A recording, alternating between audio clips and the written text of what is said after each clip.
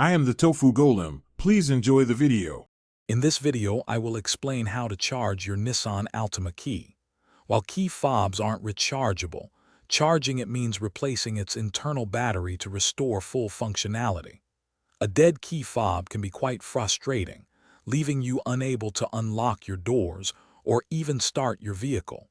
Fortunately, replacing the battery is a straightforward task you can accomplish in just a few minutes. Let's get your key fob working like new again. Before we begin, it's important to know which battery you'll need.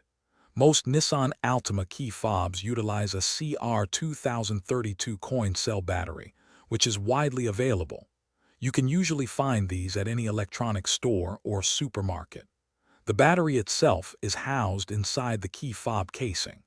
Look for a small indentation or slot along the edge of your key fob. This is where you'll gently pry it open. Now let's replace that battery. Take your small flathead screwdriver and carefully insert it into the slot you identified. With a gentle twist, the two halves of the key fob should separate. You'll see the old battery inside. Carefully pry it out, noting its orientation. Then, insert your new CR2032 battery, making sure the positive side, usually marked with a plus sign, is facing upwards. This ensures proper contact. Once the new battery is in place, it's time to reassemble your key fob. Carefully align the two halves of the casing and press them firmly together until you hear a satisfying click. This confirms that the fob is securely closed. Finally, test your key fob by trying to lock and unlock your Nissan Altima's doors.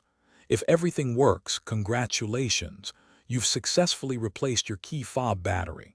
If not, double-check the battery's orientation. Thanks for watching.